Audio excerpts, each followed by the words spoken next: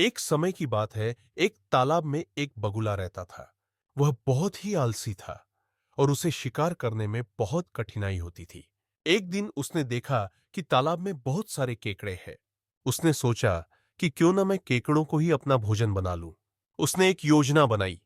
वह तालाब के किनारे गया और एक केकड़े से कहा, मैं तुम्हें एक गुप्त बात बताने आया हूं।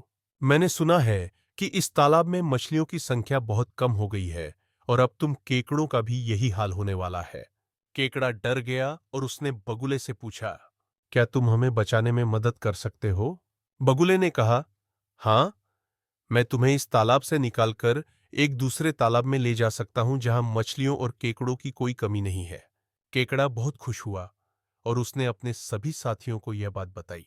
सभी केकड़े बगुले के साथ दूसरे तालाब में जाने के लिए तैयार हो गए। बगुला एक एक करके सभी केकड़ों को अपनी पीठ पर बिठाकर दूसरे तालाब में ले जाने लगा। जब आखिरी केकड़ा बचा तो बगुले ने सोचा कि क्यों न मैं इसे भी खा लूं। उसने केकड़े से कहा, मैं तुम्हें दूसरे तालाब में नहीं ले जा सकता क्योंकि मैं बहुत थक गया हूं। केकड़ा समझ गया कि बगुला उसे धोखा दे रहा है। उसने बगुले से कहा, ठीक है, तुम मुझे यहीं छोड़ दो, मैं खुद ही चला जाऊंगा। बगुला केकड़े को वहीं छोड़कर उड़ गया। केकड़ा धीरे धीरे चलते हुए दूसरे तालाब में पहुंच गया। इस कहानी से हमें यह सीख मिलती है कि हमें कभी भी लालच में नहीं पड़ना चाहिए और अपनी बुद्धि का उपयोग करना चाहिए।